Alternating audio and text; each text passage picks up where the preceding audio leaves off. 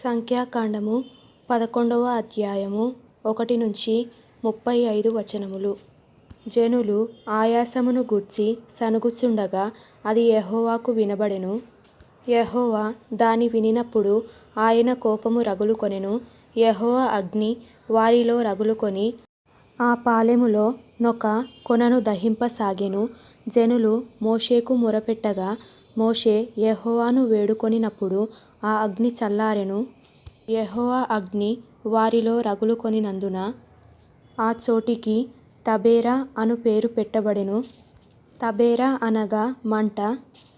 వారి మధ్యనున్న మిశ్రిత జనము మాంసాపేక్ష అధికముగా కనుపరచగా ఇశ్రాయేలీయులును మరలా ఏడ్చి, మాకెవరు మాంసము పెట్టెదరు? ఐగుప్తులో మేము ఉచితముగా తినిన చేపలును కీరకాయలును దోసకాయలును కూరాకులును ఉల్లిపాయలును తెల్లగడ్డలును జ్ఞాపకమునకు వచ్చుచున్నవి. ఇప్పుడు మా ప్రాణము సొమ్మసిల్లెను. ఈ మన్నా కాక మా కన్నుల ఎదుట మరి ఏమియూ లేదని చెప్పుకొనిరి. ఆ మన్నా కొత్తిమీర గింజల వలె ఉండెను. చూపునకు అది బోళము వలె ఉండెను. జనులు తిరుగుచు దానిని గూర్చుకొని తిరుగట విసిరి, లేక రొట్టె దంచి పెనము మీద కాల్చి రొట్టెలు చేసిరి. దాని రుచి క్రొత్త నూనె రుచివలె ఉండెను. రాత్రి అందు మంచు పాళెము మీద కురిసినప్పుడు ఆ మన్నా దాని వెంటనే పడెను. జనులు తమ తమ కుటుంబములలో ఎవరి గుడారపు ద్వారమునొద్ద వారు ఏడ్వగా మోషే వినెను. యెహోవా కోపము బహుగా రగులుకొనెను. వారు ఏడ్చుట మోషే దృష్టికిని చెడ్డదిగా నుండెను. కాగా మోషే యెహోవాతో ఇట్లనెను, నీవేళ నీ సేవకుని బాధించితివి. నా మీద నీ కటాక్షము రానియ్యక ఈ జనులందరి భారమును నా మీద పెట్టనేలా? నేనే ఈ సర్వజనమును గర్భమున ధరించితినా? నేనే వీరిని కంటినా? పాలిచ్చి పెంచెడు తండ్రి పసిపిల్లను మోయునట్లు నేను వీరి తండ్రులకు ప్రమాణపూర్వకముగా ఇచ్చిన దేశమునకు వీరిని నీ రొమ్మున ఎత్తుకొని పొమ్మని నాతో చెప్పుచున్నావు. ఈ సమస్త ప్రజలకు ఇచ్చుటకు మాంసము నాకెక్కడిది? వారు నన్ను చూచి ఏడ్చుచు తినుటకు మాకు మాంసమిమ్మని అడుగుచున్నారు. ఈ సమస్త ప్రజలను ఒంటిగా మోయ నా వలన కాదు. అది నేను భరింపలేని భారము. నీవు నాకిట్లు చేయదలచిన ఎడల నన్ను చంపుము. నా మీద నీ కటాక్షము వచ్చిన ఎడల నేను నా బాధను చూడకుండునట్లు నన్ను చంపుము.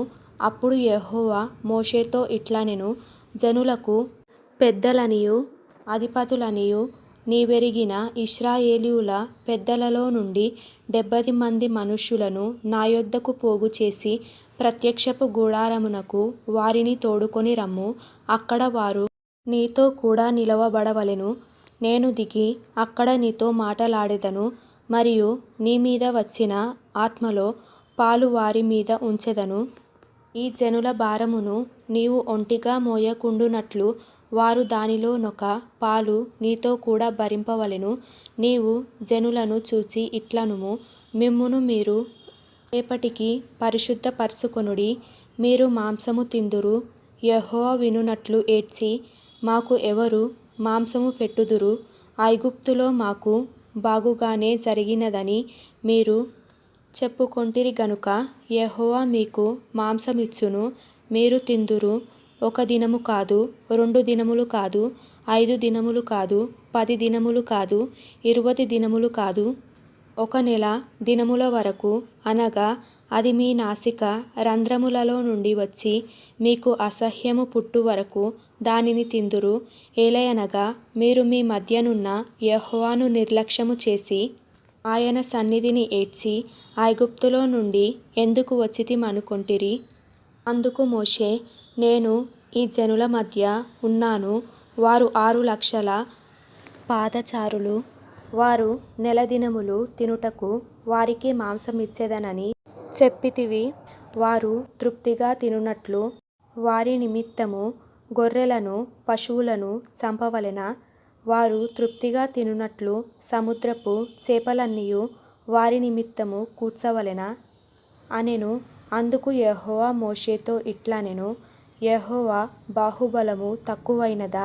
నా మాట నీ ఎడల నెరవేరునో లేదో ఇప్పుడు చూచెదవు.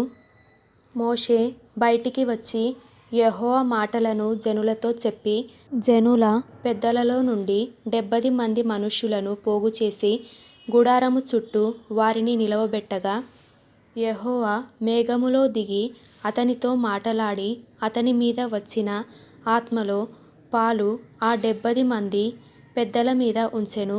కావున ఆ ఆత్మ వారి మీద నిలిచినప్పుడు వారు ప్రవచించిరి గాని మరల ప్రవచింపలేదు. ఆ మనుష్యులలో నిద్దరు పాలెములో నిలిచియుండిరి. వారిలో ఒకని పేరు ఎల్దాదు, రెండవ వాని పేరు మేదాదు. వారి మీదను ఆత్మ నిలిచియుండెను. వారు వ్రాయబడిన వారిలోని ఉండియు వారు గుడారమునకు వెళ్ళక తమ పాలెములోనే ప్రవచించిరి.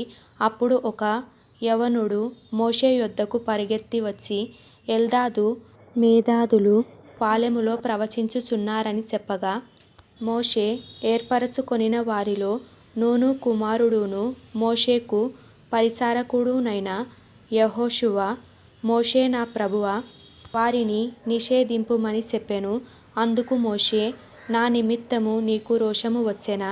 యెహోవా ప్రజలందరూను ప్రవక్తలగునట్లు యెహోవా తన ఆత్మను వారి మీద ఉంచునుగాక అని అతనితో అనెను.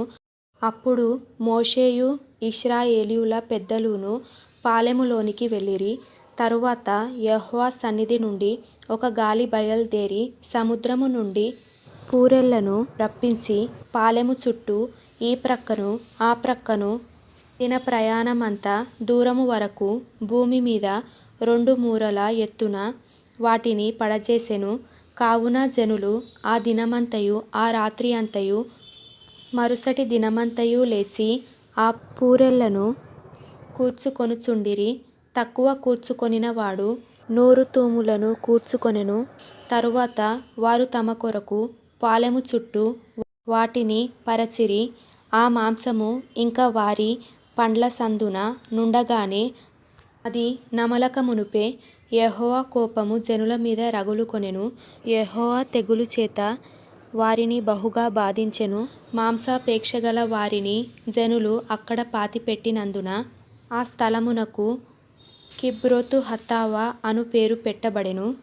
కిబ్రోతు హత్తావా అనగా దురాశ. జనులు కిబ్రోతు హత్తావా నుండి హజేరోతుకు ప్రయాణమైపోయి హజేరోతులో దిగిరి.